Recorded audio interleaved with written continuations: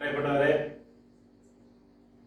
നമ്മുടെ ജനറൽ നോളജിന്റെ അടുത്ത ക്ലാസ്സിലേക്ക് നിങ്ങളെ സ്നേഹത്തോടെ സ്വാഗതം ചെയ്യുകയാണ്. കഴിഞ്ഞ ക്ലാസ്സിൽ നമ്മൾ കണ്ടത് ഇന്ത്യയുടെ 1947 ശേഷമുള്ള ഒരു ചരിത്രവും ഇന്ത്യയിലെ പ്രിൻസ്ലി സ്റ്റേറ്റ്സ്, അതായത് അന്നത്തെ നാട്ടുരാജ്യങ്ങൾ ഇന്ത്യയിലേക്ക് ചേർന്നതിനെ പറ്റിയുള്ള ചില കാര്യങ്ങൾ, ചില ചരിത്ര വസ്തുതകളായിരുന്നു ആരംഭത്തിൽ കഴിഞ്ഞ ക്ലാസ്സിൽ നമ്മൾ കണ്ടത്.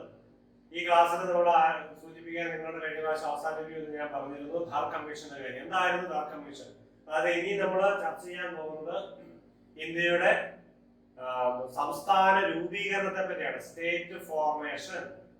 അപ്പോൾ നമ്മൾ ആ സ്റ്റേറ്റ് ഫോർമേഷൻ എടുക്കുന്നതിന് മുമ്പ് ഈ സ്റ്റേറ്റ് ഫോർമേഷന് വേണ്ടി സ്ഥാപിതമായ 3 കമ്മീഷൻ ഉണ്ട്. അതിനെപ്പറ്റി പഠിച്ച് തീരുമാനിക്കുന്നതിന് വേണ്ടി 3 കമ്മീഷൻ ഉണ്ട്. അത് ഒന്നാമത്തെ കമ്മീഷനാണ് ധാർ കമ്മീഷൻ.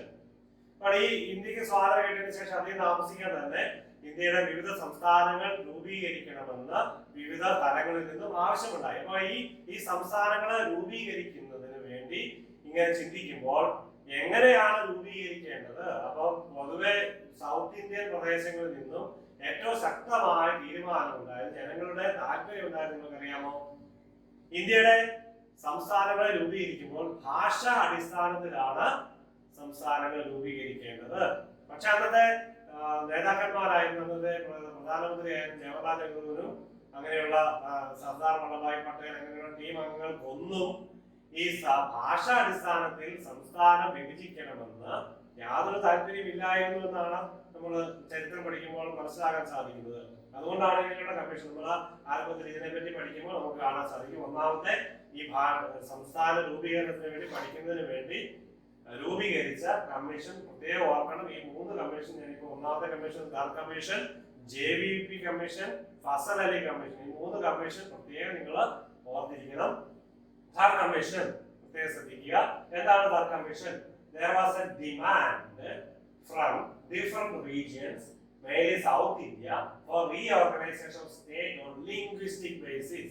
ഭാഷാടിസ്ഥാനത്തിൽ സംസ്ഥാനം രൂപീകരിക്കണമെന്ന് ഇന്ത്യയുടെ വിവിധ ഭാഗങ്ങളിൽ പ്രത്യേകിച്ച് സൗത്ത് ഇന്ത്യയിൽ നിന്നും ആശയമുണ്ടായി.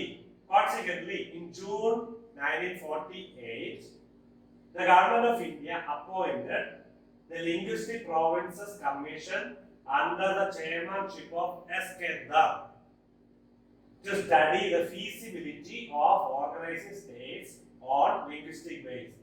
1948 ജൂൺ മാസത്തിൽ the government of India ഈ SK ധാർ എന്ന ആളിന്റെ നേതൃത്വത്തിൽ ഒരു കമ്മീഷനെ രൂപീകരിച്ച് ഈ ലിംഗ്വിസ്റ്റിക് ബേസിസിൽ ഇന്ത്യയെ വിഭജിക്കുന്ന കാര്യത്തെ പറ്റി പഠിക്കുന്നതിന് വേണ്ടി നിയോഗിച്ചു. ഓക്കെ, അതാണ് അവരുടെ commission. The commission later on rejected the linguistic basis of reorganization of state. പക്ഷേ ഈ കമ്മീഷൻ ഈ linguistic basis of reorganisation of state അത് വേണ്ട എന്ന് പറയുകയാണ്. അവരുടെ റെക്കമെൻഡേഷൻ റിജക്ട് ചെയ്യാണ്. എന്താണ്? ലിംഗ്വിസ്റ്റിക് ബേസിസ് വേണ്ട, പകരം recommended the reorganization of states on the basis of following criteria. അതായത് താഴെ പറയുന്ന കാര്യങ്ങളിൽ അടിസ്ഥാനത്തിലായിരിക്കണം ഇന്ത്യയുടെ സ്റ്റേറ്റ് രൂപീകരിക്കേണ്ടത്. ഒന്നാമത്തെ കാര്യം ജോഗ്രഫിക്കൽ കണ്ടിന്യൂറ്റി. എന്താണ് ജോഗ്രഫിക്കൽ കണ്ടിന്യൂറ്റി? നിങ്ങൾക്ക് അറിയാം, ഇന്ത്യയുടെ ഭൂപ്രദേശത്തിന്റെ ഘടന അനുസരിച്ച് തിരിക്കുക. 1. 2. Financial self Reliance. വെറുതെ തിരിച്ചാൽ മതിയോ? സാമ്പത്തികം വേണ്ടേ? അപ്പോ ഫൈനാൻഷ്യൽ സെൽഫ് റിലയൻസ് ഉണ്ടാവണം, ഒരു സാമ്പത്തിക സുസ്ഥിതി ഉണ്ടാവണം. 3. അഡ്മിനിസ്ട്രേറ്റീവ് വയബിലിറ്റി, ഭരണ സംവിധാനമായി എളുപ്പം ഉണ്ടാവണം. 3. പൊട്ടൻഷ്യൽ ഫോർ ഡെവലപ്മെന്റ്, വികസനത്തിന് സാധ്യത ഉണ്ടാകുന്ന രീതിയിൽ കാണുന്ന പോലെ തിരിച്ചാൽ പോരാ, വികസനത്തിന് സാധ്യത. അപ്പൊ ഇതായിരുന്നു അവരുടെ തീരുമാനം. അപ്പോൾ ലിംഗ്വിസ്റ്റിക് ബേസിസ് വേണ്ട എന്നും ഈ 4 കാര്യങ്ങൾ പരിഗണിച്ചുകൊണ്ട് ആവണം സ്റ്റേറ്റ് രൂപീകരണം നടത്തേണ്ടതെന്നും ആരാണ്, ഏത് കമ്മീഷനാണ്? ധാർ കമ്മീഷൻ, SK ധാർ എന്ന വ്യക്തിയുടെ നേതൃത്വത്തിലുള്ള commission. The report submitted by Dhar Commission led to much resentment among the people. അപ്പോൾ ഭാഷാടിസ്ഥാനത്തിൽ സംസ്ഥാനം രൂപീകരിക്കണമെന്ന് ആഗ്രഹം പ്രകടിപ്പിച്ചിരുന്ന ജനങ്ങൾക്ക് അത് ഇഷ്ടപ്പെടുവോ? അപ്പൊ ജനങ്ങൾക്ക് ഒത്തിരി അതിന് എതിർപ്പ് ഉണ്ടായി. അപ്പൊ ആ എതിർപ്പ് പരിഗണിക്കണം. ജനങ്ങൾ ശക്തമായ എതിർപ്പ് വന്നു. അപ്പൊ അപ്പൊ അത് ചരിത്രങ്ങൾ പലതുണ്ട്. ശക്തമായത് പ്രത്യേകിച്ചും തമിഴ്നാട്ടിൽ നിന്നും സൗത്ത് ഇന്ത്യയിൽ നിന്നും ഒക്കെ എന്ന് പറഞ്ഞാൽ ഭാഷ, നമ്മുടെ ഇവിടുത്തെ സിസ്റ്റം നമുക്കറിയാം. കേരളം എന്ന് പറഞ്ഞാൽ മലയാളം മാത്രം സംസാരിക്കുകയാണ്, തമിഴ് മാത്രം സംസാരിക്കുകയാണ്, കർണാടക എന്ന് പറഞ്ഞാൽ കന്നഡ മാത്രം സംസാരിക്കുകയാണ്, ആന്ധ്രാപ്രദേശ് പണ്ടത്തെ അഭിവക്ത എന്ന് പറഞ്ഞാൽ തെലുങ്കാന വിഭജിക്കുന്നതിന് മുമ്പ് ആന്ധ്രാപ്രദേശ് തെലുങ്ക് മാത്രം സംസാരിക്കുന്നവരായിരുന്നു. ഓക്കെ, അപ്പൊ അങ്ങനെ നോക്കുമ്പോൾ അവിടെ ഇതിനിടയിലൂടെ ഒരു വിഭജനം വന്നാൽ കുറെ തമിഴന്മാർ അപ്പുറത്ത് കുറെ മലയാളികൾ ഇപ്പുറത്തും ഒക്കെ ആയിട്ട് വിഭജിച്ച് കഴിഞ്ഞാൽ ശരിയാവില്ല. അപ്പൊ ജനങ്ങൾക്ക് താല്പര്യം ഭാഷാടിസ്ഥാനത്തിലാണ്. അപ്പൊ ഈ സദേൺ പാർട്ടിൽ നിന്ന് ശക്തമായ റെസന്റ്മെന്റ് ഉണ്ടായി, ശക്തമായ പ്രതിഷേധവും അവരുടെ താല്പര്യക്കുറവും ഉണ്ടായി. അതിന്റെ പരിണിതഫലമായി December 1948 Indian National Congress appointed a 3-member committee, 3 പേര് ഉൾപ്പെടുന്ന കമ്മിറ്റി. ആ 3 പേരെന്ന് പറഞ്ഞാൽ വളരെ പ്രധാനപ്പെട്ടവരാണ്. JVP ഊഹിക്കാമാരറിയാതെ JVP കമ്മിറ്റി എന്നാണ് അറിയപ്പെടുന്നത്. ഈ ജെ എന്ന അക്ഷരത്തിൽ തുടങ്ങുന്ന ആളും വി എന്ന് പറയുന്ന അക്ഷരത്തിൽ തുടങ്ങുന്ന ആളും പി എന്ന് പറയുന്ന അക്ഷരത്തിൽ തുടങ്ങുന്ന ആളുമാണ് ഈ കമ്മിറ്റിയുടെ അംഗങ്ങൾ. പ്രധാനപ്പെട്ട 3 വ്യക്തികളാണ്. നിങ്ങൾ ഓർത്തിരിക്കുക, നേരത്തെ കഴിഞ്ഞ ക്ലാസ്സിൽ നമ്മൾ സംസാരിച്ച വ്യക്തികളൊക്കെ തന്നെയാണ്. Indian National Congress appointed 3-member committee to consider recommendation of Dhar commission. Dhar commission recommendation പരിഗണിക്കാനും ഈ ലിംഗ്വിസ്റ്റിക് ബേസ് ചെയ്ത് താല്പര്യമില്ല. അപ്പൊ ധാർ കമ്മീഷന്റെ റെക്കമെൻഡേഷൻ അംഗീകരിച്ച് മുന്നോട്ട് പോകാനുള്ള ഒരു സൂത്രപ്പണിയിലാണ് ഇത് വന്നതെന്നാണ് നമുക്കിത് മനസ്സിലാക്കാൻ സാധിക്കുന്നത്. ആരാണ് JVP നോക്കുക? Jawaharlal Nehru, Sardar Vallabhbhai Patel and P Pattabhi Sitaramayya. അതായത് ആരായിരുന്നു? അന്നത്തെ ഇന്ത്യൻ നാഷണൽ കോൺഗ്രസിന്റെ പ്രസിഡന്റ് ആയിരുന്നു. അപ്പൊ ഈ 3 അന്നത്തെ ഏറ്റവും ഉയർന്നതിലുള്ള രാഷ്ട്രീയ നേതാക്കളായിരുന്നു 3 പേര്. അവരാണ് ഈ കമ്മിറ്റി. ആരൊക്കെയായിരുന്നു? Jawaharlal Nehru, Sardar Vallabhbhai Patel and Pattabhi Sitaramayya. Okay, then this committee also rejected the linguistic factor of reorganization of states. അതായത് ഈ കമ്മിറ്റിയും ധാർ കമ്മീഷനെ പോലെ തന്നെ ലിംഗ്വിസ്റ്റിക് ബേസിസിൽ, ഭാഷാ അടിസ്ഥാനത്തിൽ സംസ്ഥാനം വേണ്ട എന്ന് തീരുമാനമെടുത്തു. This committee recommended the recognition of states on the basis of ഈ കമ്മിറ്റി റെക്കമെൻഡ് ചെയ്തത് ഏതൊക്കെ കാര്യത്തിലാണ് സ്റ്റേറ്റുകൾ രൂപീകരിക്കണം എന്ന് പറയുന്നത്? 1 security, 2 unity, 3 economic prosperity. Security വേണം, യൂണിറ്റി വേണം, ഈ എക്കോണമിക് പ്രോസ്പെരിറ്റി ഇതിന്റെ അടിസ്ഥാനത്തിൽ വേണം സംസ്ഥാനം രൂപീകരിക്കേണ്ടതെന്ന് ഈ കമ്മിറ്റി റെക്കമെൻഡ് ചെയ്യുന്നു. 3 പേരുടെ പിക്ചർ നിങ്ങൾക്ക് കാണാൻ സാധിക്കുമെന്ന് അറിയത്തില്ല. ജവഹർലാൽ നെഹ്റു, പട്ടാഭി സീതാരാമയ്യയും സർദാർ പട്ടേലിനെയാണ് photo. Okay, however the Indian government has forced, പക്ഷേ ഇത് വിജയിച്ചില്ല എന്നുള്ളതാണ് സത്യം. ഇവരുടെ തീരുമാനം, ധാർ കമ്മീഷന്റെ JVP കമ്മിറ്റിയുടെ തീരുമാനം വിജയിച്ചില്ല. ഇവിടെ സ്ട്രൈക്ക് തുടങ്ങി. ജനങ്ങളുടെ ശക്തമായ പ്രതിഷേധത്തിലേക്ക് വരികയാണ്.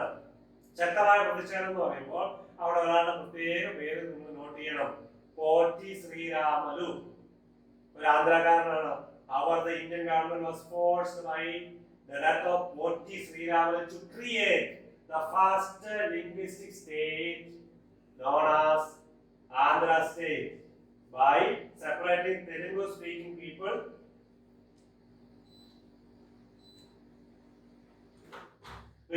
if death of Potti Sriramalu to create the first linguistic state known as Andhra State. അദ്ദേഹത്തിന്റെ മരണത്തിന് ശേഷം, അതായത് ഞാൻ ഇനി അല്പം കൂടി ഒന്ന് എക്സ്പ്ലെയിൻ ചെയ്തു തരാം. By separating Telugu speaking people areas of Madras state. Madras സ്റ്റേറ്റിൽ നിന്നും അന്നത്തെ ആ സാഹചര്യത്തിൽ തെലുങ്ക് സംസാരിക്കുന്ന ജനങ്ങളെ മാത്രം ഉൾക്കൊണ്ടുകൊണ്ട് ആന്ധ്ര സ്റ്റേറ്റ് രൂപീകരിക്കാനായിട്ട് കാരണമായി തീരുകയാണ്. എന്തായിരുന്നു ഒരു പ്രത്യേക കാരണം? ഈ പോറ്റി ശ്രീരാമലു എന്ന മനുഷ്യന്റെ ഹങ്കർ സ്ട്രൈക്ക്. ഹങ്കർ സ്ട്രൈക്ക് എന്ന് പറഞ്ഞാൽ എന്താ ഹങ്കർ സ്ട്രൈക്ക്? പട്ടിണി, ഉപവാസ സമരം എടുത്തു അദ്ദേഹം. കുറച്ചു കാലം കഴിഞ്ഞപ്പോൾ 50-60 ദിവസത്തോടടുത്ത് ഉപവാസം എടുത്തു കഴിഞ്ഞപ്പോൾ അദ്ദേഹം മരിച്ചു. അദ്ദേഹം പരിഗണിച്ചില്ല, അദ്ദേഹം മരിച്ചു. ഈ മരണശേഷം വലിയ പ്രശ്നം ഉണ്ടായി. അങ്ങനെയാണ് ഗവൺമെന്റിന് മറ്റൊരു തീരുമാനത്തിന് അവസരം കൊടുക്കാതെ തെലുങ്ക് സംസാരിക്കുന്നവർക്ക് വേണ്ടി ആദ്യത്തെ സംസ്ഥാനം രൂപീകരിക്കണം. ഭാഷാ അടിസ്ഥാനത്തിൽ ശ്രദ്ധിക്കണം. ഇതൊക്കെ പരീക്ഷയ്ക്ക് വരുന്ന ചോദ്യങ്ങളാണ്, പല പരീക്ഷയ്ക്കും ചോദിച്ചിട്ടുള്ള ചോദ്യങ്ങളാണ്. ഭാഷാ അടിസ്ഥാനത്തിൽ ഇന്ത്യയിൽ ആദ്യമായിട്ട് രൂപീകരിച്ച സംസ്ഥാനം ആന്ധ്ര സ്റ്റേറ്റ്. ആന്ധ്രാപ്രദേശല്ലേ, ആന്ധ്രാപ്രദേശത്ത് വരുന്നത് 1956 മറ്റു പല പ്രദേശങ്ങളും കൂട്ടിച്ചേർന്നിട്ടാണ് ആന്ധ്രാപ്രദേശത്ത് വരുന്നത്. ഇവിടെ October 1, 1953 the new Andhra state with Kurnool as the capital. Kurnool capital ആയിക്കൊണ്ട് ആന്ധ്ര സ്റ്റേറ്റ് 1953 ഒക്ടോബർ 1 രൂപീകരിക്കപ്പെട്ടു. അത് പ്രത്യേകം ശ്രദ്ധിക്കണം, ഭാഷാടിസ്ഥാനത്തിലുള്ള ഇന്ത്യയിലെ ആദ്യത്തെ രൂപീകരിക്കപ്പെട്ട സംസ്ഥാനം. Vati Sriramulu became the famous undertaking the hunger strike in support of the formation of the Indian state for Telugu speaking population of Madras presidency. He lost his life in this process. എന്തായിരുന്നു? December 1952 December 15-ാം തീയതിയാണ് അദ്ദേഹം മരിച്ചത്. അതിനുശേഷം വലിയ പ്രക്ഷോഭം ഉണ്ടായിട്ടാണ് ഉടൻ തന്നെ ഈ മരണത്തിന് ഉടൻ തന്നെ വലിയ പ്രക്ഷോഭം ഉണ്ടായി. ജസ്റ്റ് 3 ദിവസങ്ങൾക്ക് ശേഷം ജവഹർലാൽ നെഹ്റുവിന് പ്രഖ്യാപിക്കേണ്ടി വന്നു, നിങ്ങളുടെ താല്പര്യം പോലെ തെലുങ്കുകാർക്ക് വേണ്ടി, തെലുങ്ക് സംസാരിക്കുന്നവർക്ക് വേണ്ടി ഭാഷാ അടിസ്ഥാനത്തിൽ ഒരു സംസ്ഥാനം രൂപീകരിച്ചു തരാം. അത് നിലവിൽ വന്നത് 53 October 1. The death sparked the public rioting and Indian Prime Minister Jawaharlal Nehru declared an intent to form Andhra state 3 days following. Okay, ഇപ്പോൾ പറഞ്ഞു കഴിഞ്ഞു. ഇനി മൂന്നാമത്തെ കമ്മീഷൻ. അപ്പൊ ഇതിന് ശേഷം വലിയ ചിന്തകളുണ്ടായി, വലിയ പ്രശ്നങ്ങൾ, വലിയ ഇപ്പൊ ഈ ആന്ധ്ര സ്റ്റേറ്റ് രൂപീകരണത്തിന് ശേഷമൊക്കെ വലിയ തരത്തിലുള്ള സമ്മർദ്ദം ഇന്ത്യ ഗവൺമെന്റിലേക്ക് ഉണ്ടായി. ഭാഷാ അടിസ്ഥാനത്തിൽ തന്നെ രൂപീകരിക്കണം, ഭാഷാ അടിസ്ഥാനം രൂപീകരിച്ചാൽ മാത്രമേ ഇത് മുന്നോട്ട് പോകാൻ പറ്റുള്ളൂ. അപ്പൊ അങ്ങനെ വന്നപ്പോഴാണ് അടുത്ത കമ്മീഷൻ രൂപീകരിക്കുന്നത്. ഭാഷാടിസ്ഥാനത്തിൽ രൂപീകരിക്കാൻ വേണ്ടി അടുത്ത കമ്മീഷൻ. അതായത് ആ കമ്മീഷന്റെ പേര് നോക്കി, ഫസൽ അലി കമ്മീഷൻ. ഫസൽ അലി എന്ന് പറഞ്ഞ കമ്മീഷൻ എന്ന് പറയുന്ന പേരിൽ അദ്ദേഹത്തിന്റെ ചെയർമാന്റെ പേരിലാണ് കമ്മീഷൻ സാധാരണ അറിയപ്പെടുന്നത്. അതിന്റെ മെമ്പേഴ്സ് വേറെയാണ്. ഫസൽ അലി എന്ന് പറഞ്ഞാൽ അദ്ദേഹം ആ കമ്മീഷന്റെ ചെയർമാൻ ആയിരിക്കും, അദ്ദേഹത്തിന്റെ പേരിലായിരിക്കും, അങ്ങനെയുള്ള ഈ ചെയർമാന്റെ പേരിലായിരിക്കും അറിയപ്പെടുന്നത്. ബാക്കിയുള്ള അംഗങ്ങൾ നോക്കുക, എന്നിട്ട് നമ്മൾ എന്താണ് ഫസൽ അലി കമ്മീഷൻ തൊട്ടു പുറകെ പോകുന്നതായിരിക്കും. Hridayanath Kunzru and KM Panikkar. ഫസൽ അലിയുടെ കൂടെ ഉണ്ടായിരുന്ന 2 വ്യക്തികളാണ് ഹൃദയനാഥ് കുൻസ്രു ആൻഡ് KM പണിക്കർ. ഇതാണ് ഫസൽ അലി കമ്മീഷൻ. ഇതിനു വേണ്ടിയായിരുന്നു? After the formation of Andhra state on the basis of linguistic factor all help right laws. നേരത്തെ പറഞ്ഞു, ഹങ്കർ സ്ട്രൈക്ക് മൂലം മരിച്ച പൊട്ടി ശ്രീരാമനുവിന് ശേഷം വലിയ സംഘർഷം ഉണ്ടായി. അതിനുശേഷം ആന്ധ്ര സ്റ്റേറ്റ് രൂപീകരിക്കേണ്ടി വന്നു ഭാഷാടിസ്ഥാനത്തിൽ. പിന്നീടും ഈ ആവശ്യം ശക്തമായിട്ടുണ്ടായി. മറ്റൊരു സാധ്യത ഇല്ലാത്ത വിധത്തിൽ ശക്തമായ പ്രക്ഷോഭം ഇന്ത്യയുടെ ജനങ്ങളുടെ ഭാഗത്തുണ്ടായി. Other regions also started. ഈ ആന്ധ്ര റീജിയൻ മാത്രമല്ല, the other regions also started demanding for creation of separate states on the basis of linguistic factor. മറ്റ് പല പ്രദേശങ്ങളും ഈ ഒരു താല്പര്യത്തിലേക്ക് വന്നു. An intense pressure forced the Indian government to form a new commission.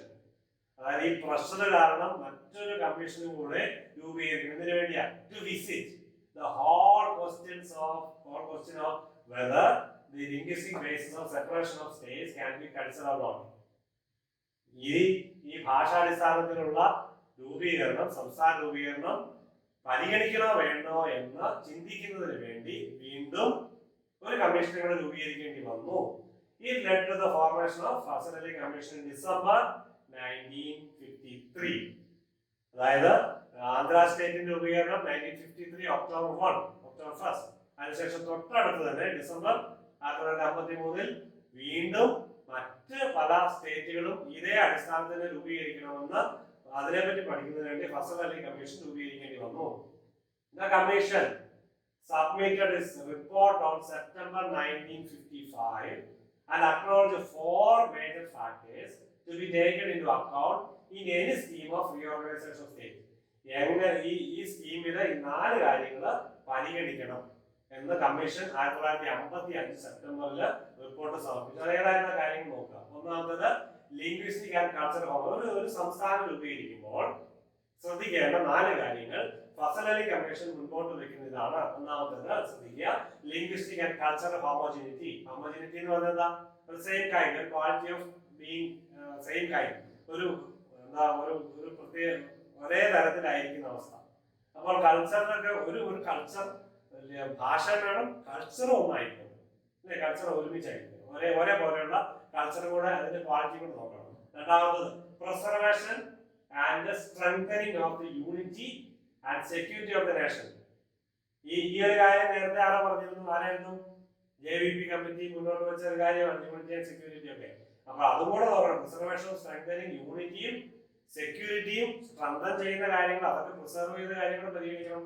ഈ മൂന്നാമത്തത് financial, economic and administrative consideration, ഇതും കൂടെ പരിഗണിക്കണം. സാമ്പത്തികവും പിന്നെ അഡ്മിനിസ്ട്രേറ്റീവ് കാര്യങ്ങളൊക്കെ പരിഗണിക്കണം. ദെൻ നാലാമത്തത് planning and promotion of welfare of the people in each state as well as the nation as a whole. ഈ 4 കാര്യങ്ങൾ പരിഗണിക്കണം. ഏത് കാര്യത്തിന്?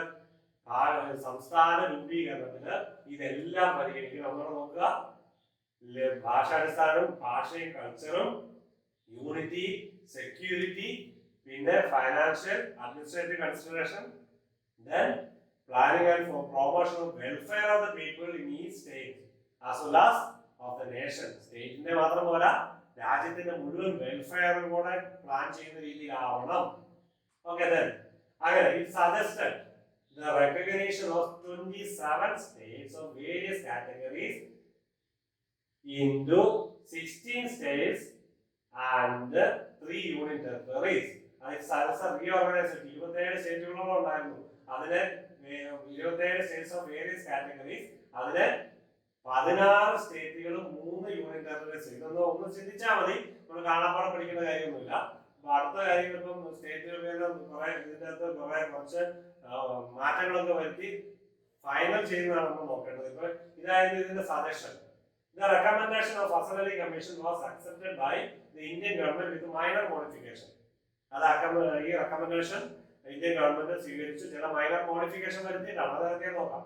As a result, the State Reorganization of Act 1956. ശ്രദ്ധിക്കണം, the State Reorganization of Act 1956. ഇതനുസരിച്ചാണ് നമ്മുടെ കേരള സംസ്ഥാനം രൂപീകരിക്കപ്പെടുന്നത്. മലയാള ഭാഷ സംസാരിക്കുന്നവർക്ക് വേണ്ടി അവർ മാത്രം ഉൾക്കൊള്ളിച്ചുകൊണ്ട് കേരള സംസ്ഥാനം രൂപീകരിക്കുന്നതും അതിന്റെ ആക്ട് ശ്രദ്ധിക്കുക. The State Reorganization of Act of 1956 was passed by the Parliament to give effect to recommendation of the Commission. It led to the formation of 14 states.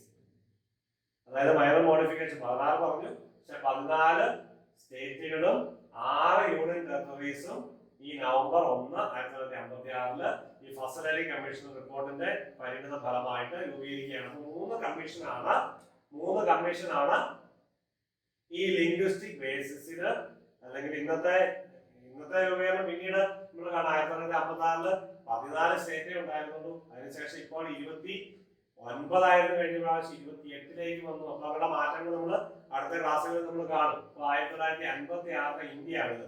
അപ്പൊ അതിലേക്ക് വന്നത് 3 കമ്മീഷന്റെയാണ്. Dhar commission, then JVP commission and finally Fazal Ali commission. Okay, ഇത് നിങ്ങൾക്ക് കാണാൻ സാധിക്കുമെന്ന് അറിയില്ല. ഇല്ലെങ്കിൽ ഗൂഗിളിൽ ഒന്ന് സെർച്ച് ചെയ്ത 1956 ഇന്ത്യ ഒന്ന് സെർച്ച് ചെയ്ത് കഴിഞ്ഞാൽ ഇതിന്റെ പിക്ചർ നമുക്ക് കിട്ടും. നിങ്ങളൊന്ന് ശ്രദ്ധിക്കുക, നോക്കുക. ഇന്ത്യ ആകെ അടങ്കമായിട്ട് കിടക്കുകയാണ്. 1956 13 സ്റ്റേറ്റല്ലേ ഉള്ളൂ. ഇന്നത്തെ പോലെ അല്ലല്ലോ വിഭജനം. ഓക്കെ, അപ്പൊ നമ്മൾ കുറച്ച് കാര്യങ്ങളോട് ഇതിനകത്ത് കടന്നു പോകാമെന്ന് വിചാരിക്കുന്നു. അപ്പോ ഇന്ത്യ നവംബർ 1 ശ്രദ്ധിക്കുക, വേഗം പോകാൻ നമുക്ക് അധികം സമയം എടുക്കാതെ തന്നെ നിങ്ങൾക്ക് വായിച്ചു പോകാൻ പറ്റും. നിങ്ങൾക്ക് വീഡിയോ പോസ് ചെയ്ത് ഇത് വായിച്ചു പോകാൻ പറ്റും. ഇത് കൂടുതൽ ഡീറ്റെയിൽസ് നിങ്ങൾ ഗൂഗിൾ ചെയ്ത് നോക്കണം. ഇത് ഞാൻ വളരെ ചെറിയ മാറ്റം മാത്രമേ ഉള്ളൂ. നിങ്ങൾ കൂടുതൽ ഇതിനെപ്പറ്റി പഠിക്കണമെന്ന് ഓർപ്പിക്കുകയാണ്. ആന്ധ്ര സ്റ്റേറ്റ് മാറി ആന്ധ്രാപ്രദേശ് ആയ നവംബർ 1, 1956 ഇന്ത്യയാണ് നമ്മൾ പെട്ടെന്ന് പരാമർശിക്കുന്നത്. ഇതും കൂടെ കഴിഞ്ഞുകൊണ്ട് നമ്മൾ ഈ ക്ലാസ് അവസാനിപ്പിക്കുന്നതാണ്. 1956 November 1 India. ഓക്കെ, അപ്പൊ 14 സ്റ്റേറ്റും 6 കേന്ദ്രഭരണ പ്രദേശങ്ങളിലേക്ക് നമ്മൾ പോവുകയാണ്. ആന്ധ്ര സ്റ്റേറ്റ് 53 രൂപീകരിച്ച് ഒക്ടോബർ 31 ആന്ധ്രാപ്രദേശായി 1956 നവംബർ 1. എന്താ forward merger of Andhra state with Telugu speaking areas of Hyderabad സ്റ്റേറ്റിലെ ആളുകളെ കൂട്ടിയപ്പോഴാണ് ആന്ധ്ര സ്റ്റേറ്റ് ആന്ധ്രാപ്രദേശ് ആവുന്നത്. ഓക്കെ, അടുത്തത് ഇന്ത്യ ആസാം നോ ചേഞ്ച്. അപ്പൊ ആസാമൊക്കെ ഇതിന് മുമ്പ് രൂപീകരിക്കപ്പെട്ടു. നമ്മൾ ഇനി അടുത്ത ക്ലാസ്സിൽ നമ്മൾ പെട്ടെന്ന് ഡേറ്റ് ഒന്ന് കാണാം. ആസാമിനെ പറ്റി ഒരു എക്സ്പ്ലനേഷൻ ഞാൻ പിന്നീട് തരാം. അപ്പൊ ഇപ്പൊ നോക്കുക, ഇതിനു മുമ്പ് ഉണ്ടായിരുന്ന ആസാം തന്നെയായിരുന്നു, അതിന് സ്റ്റേറ്റ് ബൗണ്ടറി ഒന്നും ചേഞ്ച് വന്നിട്ടില്ല. 1956 പിന്നെ Bihar reduced slightly by the transfer of minor territories of West Bengal. West ബംഗാളിലെ ആയിട്ടുള്ള അതിർത്തിയിലെ ചെറിയ മാറ്റങ്ങളൊക്കെ വരുത്തി ബീഹാറും സ്ഥാപിതമായി. അപ്പൊ 16 സ്റ്റേറ്റ് നമ്മൾ നോക്കുകയാണ് ഈ സെഷനിൽ. ഓക്കെ, അടുത്തത് ബോംബെ സ്റ്റേറ്റ്. ഇന്നത്തെ മുംബൈ സ്റ്റേറ്റ്, മുംബൈ ഒക്കെ ഇതിനകത്ത് പെട്ടതാണ് ബോംബെ സ്റ്റേറ്റ് എന്ന് അറിയപ്പെടുന്നത്. സൗരാഷ്ട്ര, സോറി ഇന്നത്തെ മുംബൈ സ്റ്റേറ്റ് എന്നല്ലല്ലേ, സോറി ഞാൻ പറഞ്ഞു മാറിപ്പോയി, മഹാരാഷ്ട്ര അത് ബോംബെ സ്റ്റേറ്റ് എന്നാണ് അറിയപ്പെടുന്നത്. Saurashtra state and Kutch state of Marathi speaking district of Nagpur division of Madhya Pradesh and Marathwada region of Hyderabad state. ഇതിനെല്ലാം കൂടി ചേർത്തുകൊണ്ട് ബോംബെ സ്റ്റേറ്റ്.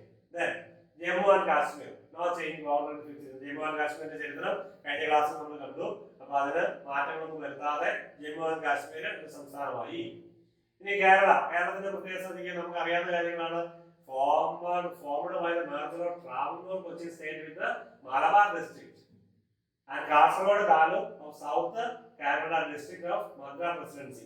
ഇത് രണ്ടും കൂടെ മെർജ് ചെയ്തിട്ടാണ് കേരളം ഉണ്ടായത്. 1956 നവംബർ 1 കേരളപ്പിറവി ദിവസം നമ്മൾ കേട്ടിട്ടുള്ള അത് എല്ലാ വർഷവും സ്കൂളിലൊക്കെ ആചരിക്കുന്നതാണ്, നമ്മൾ ഓർമ്മിക്കാറുണ്ട് കേരളപ്പിറവി ദിനം. പിന്നെ Madhya Pradesh, മധ്യഭാരത്, India Pradesh and Bhopal state were merged into Madhya Pradesh. Then Madras state, the southern part of Travancore, Cochin and Kanyakumari district were added to state. Renamed Tamil Nadu എന്ന പേര് വന്നത് 1969 അതുവരെ മദ്രാസ് സ്റ്റേറ്റ് ആയിരുന്നു. ഇത്രയും കാര്യങ്ങൾ മാർച്ച് ചെയ്തുകൊണ്ട്. Then Mysore state, Coorg state and Kannada speaking districts from Western Madras presidency, Southern Bombay presidency and Western Hyderabad state. ഇതെല്ലാം കൂടെ കൂടി മൈസൂർ സ്റ്റേറ്റ്. ഇന്ന് ഈ പ്രദേശമൊക്കെ അറിയപ്പെടുന്ന സ്റ്റേറ്റ് കർണാടക. മൈസൂർ സ്റ്റേറ്റ് എന്നാണ് അറിയപ്പെടുന്നത് 1956. പിന്നെ ഒറീസ, നോ ചേഞ്ച് ബൗണ്ടറി 56. അതിന് മുമ്പേ രൂപീകരിക്കപ്പെട്ട ഒരു സംസ്ഥാനമാണ് ഒറീസ. അപ്പം 56 പ്രത്യേക മാറ്റങ്ങളൊന്നും വരുത്തിയില്ല. പഞ്ചാബ് ശ്രദ്ധിക്കുക, എല്ലാവരും addition of Patiala and East Punjab state union. അപ്പൊ ഇത്രയും കൂടെ ചേർത്തിട്ടാണ് പഞ്ചാബ് 56 രൂപീകരിക്കുന്നത്. രാജസ്ഥാൻ, എല്ലാവരും addition of Ajmer state and parts of Bombay and Madhya Bharat സ്റ്റേറ്റിലെ കുറച്ച് കാര്യങ്ങളോട് കൂട്ടിച്ചേർന്ന് സ്ഥലങ്ങളോട് കൂട്ടിച്ചേർന്ന് രാജസ്ഥാൻ 56 രൂപീകരിക്കുന്നു. ദെൻ ഉത്തർപ്രദേശ്, മുമ്പുണ്ടായിരുന്ന ഉത്തർപ്രദേശ് തന്നെയാണ്, മറ്റേ ബൗണ്ടറി ചേഞ്ച് ഒന്നും വരുത്തിയിട്ടില്ല. വെസ്റ്റ് ബംഗാൾ എന്താതിന് by addition of minor territory previously forming part of Bihar. നേരത്തെ ബീഹാറിന്റെ കാര്യം പറഞ്ഞപ്പോൾ നമ്മൾ പറഞ്ഞു വെസ്റ്റ് ബംഗാൾ. അപ്പൊ അവിടെ തമ്മിലുള്ള അഡ്ജസ്റ്റ്മെന്റ് നടത്തിയിട്ടാണ് വെസ്റ്റ് ബംഗാൾ ഉപയോഗിക്കുന്നത്. ഇനി ഇപ്പൊ നമ്മൾ 14 സ്റ്റേറ്റ് കണ്ടു കഴിഞ്ഞു. ഇനി 6 അന്നത്തെ 1956 state formation of act 1956 November 1 അത് അനുസരിച്ച് ആൻഡമാൻ നിക്കോബാർ ഐലൻഡ്സ്, ഡൽഹി, മണിപ്പൂർ, ത്രിപുര, ഹിമാചൽ പ്രദേശ്, ലക്ഷദ്വീപ് ആൻഡ് മിനിക്കോയ് അമ്പിനിദ്വീപ് ഐലൻഡ്സ്, ഇത്രയും കാര്യങ്ങൾ 6 യൂണിയൻ ടെറിട്ടറീസും 14 സ്റ്റേറ്റുകളുമായിരുന്നു 1956 സംസ്ഥാന രൂപീകരണ നിയമം അനുസരിച്ച് രൂപീകരിക്കപ്പെട്ടത്. അപ്പൊ ഇത് വ്യക്തമായിട്ട് നിങ്ങൾ മനസ്സിലാക്കി നോക്കുക. ഈ 14 സ്റ്റേറ്റ് നമുക്ക് ഏകദേശം മനസ്സിലായിട്ടെന്ന് നോക്കുന്നു, ഇനി മനസ്സിലായിട്ടെന്ന് വിചാരിക്കുന്നു. ഇനി നിങ്ങൾ അടുത്ത ബാക്കി ഇന്ത്യ ആഫ്റ്റർ 1956 നമ്മൾ അടുത്ത ക്ലാസ്സിൽ കാണും. അപ്പൊ നിങ്ങൾ പ്രത്യേകം ഈ കാര്യങ്ങൾ എഴുതി വെക്കുക, നോട്ടിൽ എഴുതി വെക്കുക. നോട്ടിൽ എഴുതി വെച്ചാൽ മാത്രം പോരാ, ഇത് ഞാൻ മിനിമം നോളജ് തന്നിട്ടുള്ളൂ, മിനിമം അറിവ് അതിനകത്ത് തന്നിട്ടുള്ളൂ. ഇനി ഞാൻ പറഞ്ഞതിൽ എന്തെങ്കിലും തെറ്റുണ്ടോ എന്നൊക്കെ നിങ്ങൾ ഗൂഗിൾ ചെയ്ത് നോക്കണം, എന്നിട്ട് നിങ്ങൾ അറിയിക്കണം തെറ്റ് പറഞ്ഞിട്ടുണ്ടെങ്കിൽ. ഇനി അതുണ്ടെങ്കിൽ കൂടുതലും പഠിക്കാൻ വേണ്ടി ഗൂഗിൾ ചെയ്യുക, എന്നിട്ട് എഴുതി വെക്കുക, നിങ്ങൾ നന്നായിട്ട് പഠിക്കുക. അപ്പൊ നിങ്ങൾക്ക് എല്ലാ വിജയങ്ങളും ആശംസിക്കുന്നു. ഈ ക്ലാസ്സിൽ പങ്കെടുത്തതിന്, താല്പര്യത്തോടെ പങ്കെടുത്തതിന് പ്രത്യേകം നന്ദി പറയുന്നു. നിങ്ങൾ മിടുക്കരായി മുന്നോട്ട് പഠിച്ചു പോകുന്നു. മറ്റേ EK വിഷയങ്ങൾ പോലെ തന്നെ എല്ലാ വിഷയങ്ങളും പഠിക്കുന്നുണ്ടെന്ന് വിശ്വസിക്കുന്നു. എല്ലാ വിജയങ്ങളും നിങ്ങൾക്ക് ഒരിക്കൽ കൂടി ആശംസിച്ചുകൊണ്ട് ഈ ക്ലാസ് നമ്മൾ അവസാനിപ്പിക്കുന്നു. വീണ്ടും അടുത്ത ക്ലാസ്സിൽ നമ്മൾ വീണ്ടും ഇതിന്റെ ബാക്കി ഇന്ത്യ ആഫ്റ്റർ 1956 1956 ശേഷമുള്ള ഇന്ത്യയെ കണ്ടുകൊണ്ട് നമ്മൾ ആരംഭിക്കുന്നതാണ്. ഓക്കെ.